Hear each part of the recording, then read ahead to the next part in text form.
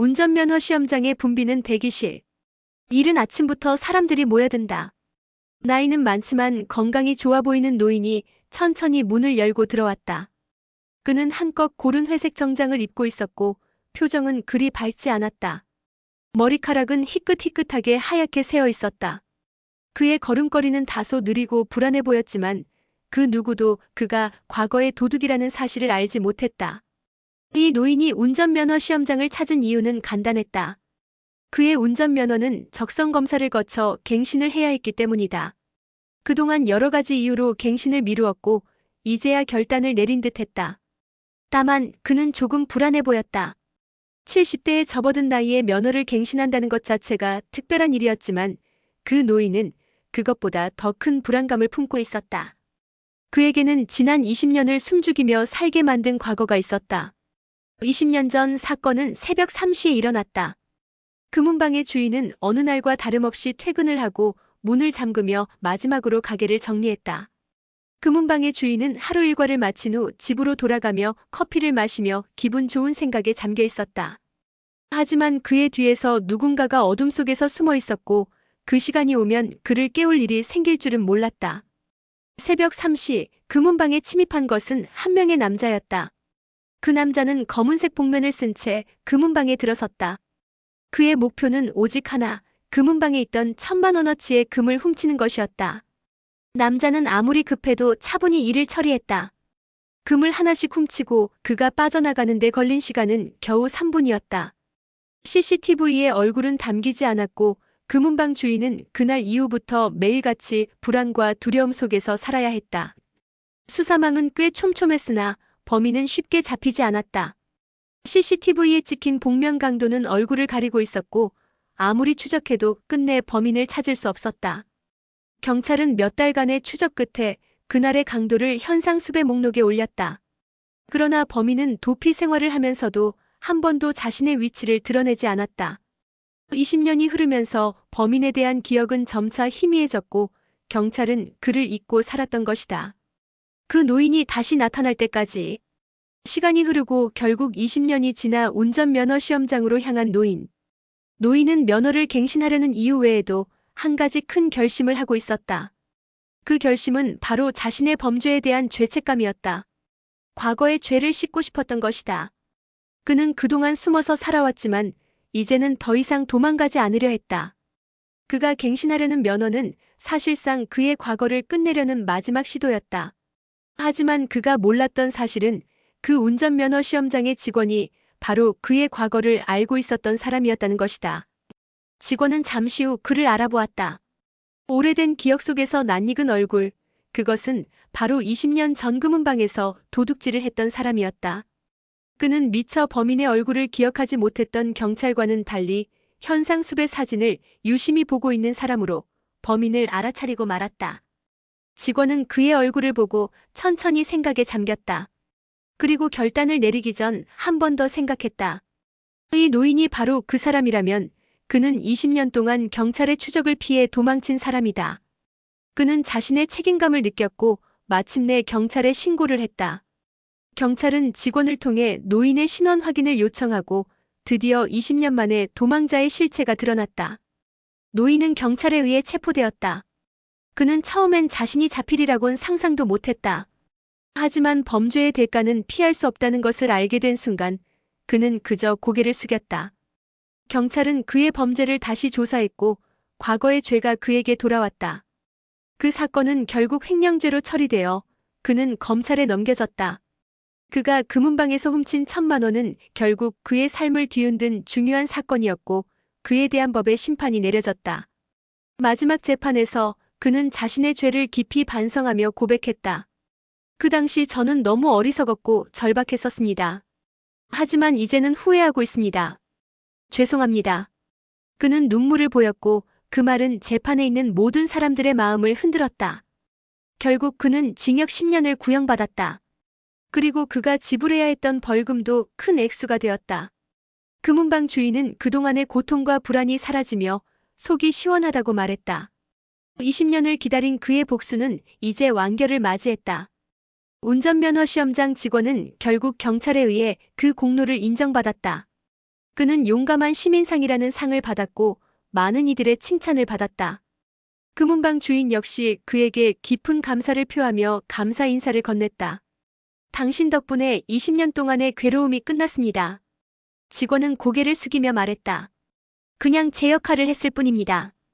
그리고 경찰은 그 사건을 마무리하며 하나의 교훈을 남겼다. 어떤 범죄도 도망가고 숨은 시간을 이겨낼 수는 없다. 결국 정의는 언제나 승리한다. 운전면허 시험장에서의 사건이 마무리되었을 때 그곳에 있던 사람들은 각기 다른 방식으로 그날의 일을 떠올리며 기억했다. 그 중에서도 특히 운전면허 시험장 직원 이진호 씨는 그 일이 끝난 후에도 여전히 가슴이 울렁거리는 느낌을 떨칠 수 없었다. 그는 그저 일상적인 하루로 생각하고 일을 마쳤던 것이었지만 금은방 사건에 얽힌 남자와 마주치고 자신이 모르는 사이 그가 어떤 사람인지 알아내게 된 것, 그리고 그를 경찰에 신고한 일이 그에게 무슨 영향을 미칠지 예상할 수 없었다. 이진호 씨는 자신이 용감했다는 칭찬을 받았지만 사실 그 칭찬이 다소 부담스러웠다. 그는 처음에는 범인을 신고하는 것이 그렇게 중요한 일이라고 생각하지 않았다.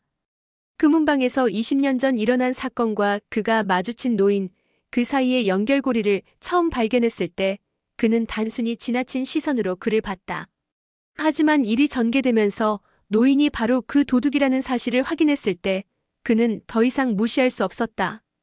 그렇게 그는 조심스럽게 경찰에 연락했고 결국 범인은 잡히게 되었다. 이진호 씨는 자신이 한 일이 결국 법의 심판을 받고 정의가 실현되는 과정에 중요한 역할을 했다는 사실에 무언가 큰 책임감을 느꼈다. 이 사건이 신문과 방송에 보도된 후 이진호 씨는 일상 속에서 예상치 못한 상황을 겪기도 했다. 누군가 그를 알아보고 다가오면 그는 조금 당황스러워지기도 했고 계속해서 사람들이 그를 용감한 시민이라며 칭찬할 때마다 그는 그저 묵묵히 고개를 끄덕일 뿐이었다. 그의 고백처럼 그는 단순히 그 순간에 해야 할 일을 했을 뿐이었다. 그가 한 일은 용기라기보다는 그냥 자연스러운 흐름에 따른 일이었고 그저 수많은 일 중 하나로 치부할 수 있었다. 금은방 주인인 최영수 씨도 계속해서 감사의 말을 전했다. 이제 제 가게도 정상적으로 운영할 수 있고 저희 가족도 평온한 삶을 살게 됐습니다. 그동안 제가 겪었던 고통과 불안감이 사라졌습니다. 최영수 씨는 그동안 범인을 잡기 위해서 얼마나 힘들었는지를 잘 알고 있었다. 금은방에서의 사건은 그에게 단순히 금액을 훔친 것을 넘어 그의 삶에 큰 상처로 남아 있었기 때문이다. 그는 범인에 대한 두려움과 불안을 떨쳐낼 수 없었고 그 기억이 항상 그를 괴롭혔다. 하지만 이제 범인이 체포되고 그와 관련된 모든 불안감이 사라지게 된 것이다. 그동안 기다리고 또 기다렸던 시간이 드디어 결실을 맺은 셈이었다. 하지만 경찰은 이 사건을 단순히 마무리된 사건으로만 생각하지 않았다. 이 사건에서 중요한 점은 과거의 범죄가 시간이 지나도 끝나지 않고 결국 법의 심판을 받게 된다는 교훈을 전달하려는 것이었다. 경찰은 범인의 과거와 그가 도피하면서 살았던 20년 동안의 삶을 다시 한번 조명하며 이 사건이 단순히 범인을 잡는 것이 아니라 정의가 살아있음을 세상에 알리는 중요한 일이었음을 강조했다. 범인은 이제 더 이상 숨을 곳이 없었고 그가 도망치려 했던 20년의 시간은 무용지물이 되어버렸다. 이 사건이 마무리된 후 금은방 주인과 경찰은 자연스럽게 이진호 씨에게 다시 한번 감사의 말을 전했다. 최영수 씨는 이진호 씨에게 한 장의 감사패를 전달하며 말했다. 이것이 제 마음입니다. 감사의 뜻을 전할 길이 없지만 이 패는 그저 작은 선물일 뿐입니다. 당신 덕분에 제 삶이 평온해졌습니다.